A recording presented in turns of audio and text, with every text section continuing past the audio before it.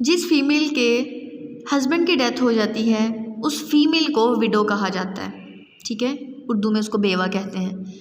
जिस मेल के, जिस आदमी के की मिसेस की डेथ हो जाती है, a man whose wife is dead, जिसकी वाइफ की डेथ हो जाती है उसको कहते हैं विडोर, ठीक है, उर्दू में उसको कहते हैं रंडवा। अब ये वाली एक्टिविटी बहुत इंपॉर्टेंट है। पेज नंबर 16 पे ए वाली एक्टिविटी बहुत इंपॉर्टेंट थी, ये आपने बहुत अच्छी तरीके से करनी है। पेज नंबर 17 पे भी ए वाली एक्टिविटी बहुत ज़्यादा इंपॉर्टेंट है, वो आपने बहुत अच्छे तरीके से करनी है। यहाँ पे आपको डेफिनेशन दे दी जाएगी, एक स्टेटमेंट दे दी जाएगी, आपने उस स्टेटमेंट को पढ़ के अंदाज़ा लगाना है कि किसके बारे में बात हो रही है। लोग हैं तो किन लोगों के बारे में बात हो रही है। यहाँ उन्होंने कहा a people who stays away from school without sufficient reason, एक स्टूडेंट जो कि एक शागिर्द जो है वो स्कूल से बगैर किसी वजह के भाग जाता है या दूर रहता है, उसको क्या कहते हैं। तो ये हम इस लिस्ट में पढ़ चुके हैं कि वो ट्रूएंट होता है जो स्कूल से भागा हुआ बच्चा होता है। इस लिस्ट को देख के, इन मीनिंग्स को देख के हमें पता चल जाएगा कि किस स्टेटमेंट के आगे हमने कौन सा वर्ड लगाना है, ठीक है। One who gives a service without being compelled to, एक बंदा जो अपनी मर्जी से काम करता है, ठीक है, उसको रजाकार कहते हैं, वॉलंटियर कहते हैं। A child whose parents are dead, एक बच्चा जिसके पेरेंट्स की डेथ हो गई है उसको क्या कहते हैं, ऑर्फन कहते हैं, यतीम कहते हैं। A man whose wife has died and who has not remarried, एक आदमी जिसकी वाइफ की डेथ हो गई और उसने दोबारा शादी नहीं की है उसको विडोर कहेंगे, जैसे कि मैंने अभी आपको समझाया। A person who takes unnecessary risk, एक बंदा जो गैर ज़रूरी रिस्क लेता है, ख़तरनाक काम करता है, उसको हम कहते हैं डेयर डेविल। इसी तरह से आपने ये वाली ब्लैंक्स भी फिल करनी है, ठीक है। नेक्स्ट चलते हैं पेज नंबर 19।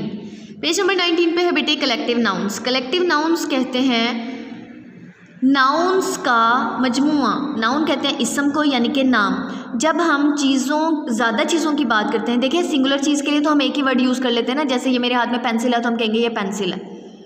जब हमारे पास ज़्यादा चीज़ें होती हैं तो हम उसको एक पूरे ग्रुप को एक नाम दे देते हैं, कलेक्टिवली उनको एक नाम दे देते हैं। वो जो नाम दिया जाता है उसको कलेक्टिव नाउन कहा जाता है। जैसे कि some nouns name a group of collection, group और कलेक्शन ऑफ थिंग्स। कुछ नाउन्स ऐसे होते हैं जो कि चीज़ों की कलेक्शन या ग्रुप होते हैं, these are called collective nouns, वो कलेक्टिव नाउन्स होते हैं। जैसे कि बीज, मक्खियाँ। अब अगर एक बी है हम कहेंगे वहाँ पे एक बी थी, ठीक है, मक्खी थी वहाँ पे।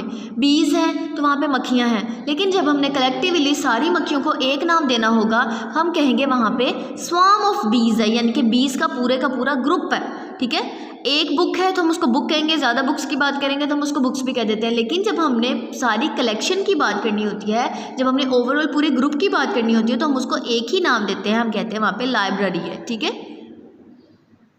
यहाँ पे काउज है, गाय, ज़्यादा सारी गाय है, पूरा उनका ग्रुप है तो हम उसको कहेंगे हर्ड।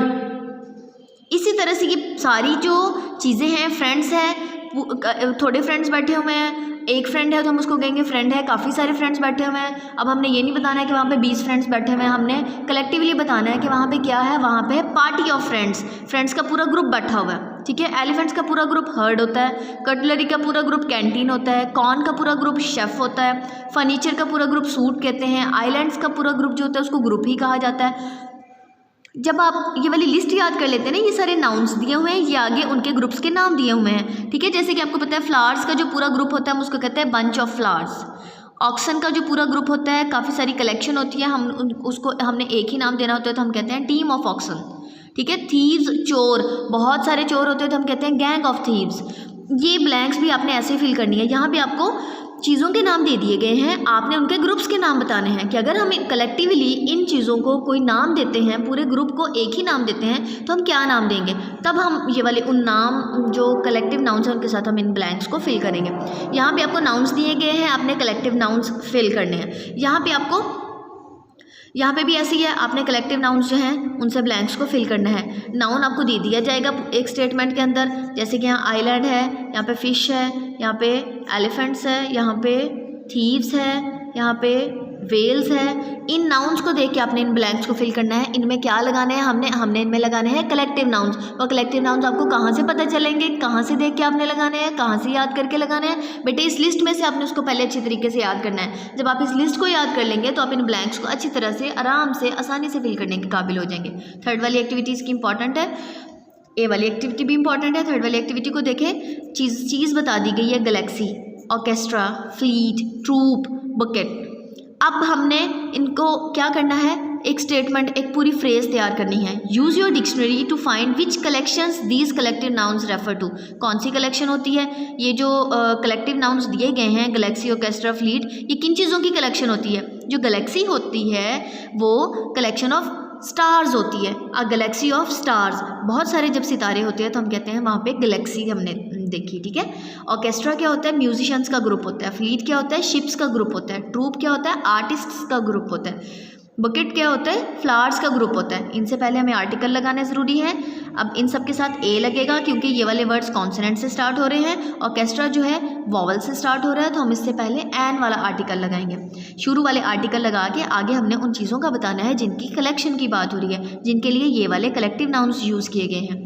बेटे मुझे उम्मीद है कि आपको इन लेक्चर्स की समझ आ गई होगी। इस लेक्चर को ज़रा गौर से सुनें, जैसे मैंने बताया है वैसे उसको याद करें, ताकि जो आपको अब 11 से 12 बजे के दरमियान आपको टेस्ट भेजा जाएगा तो आप उसको ईजीली अटैम्प्ट करने के काबिल हो जाएं।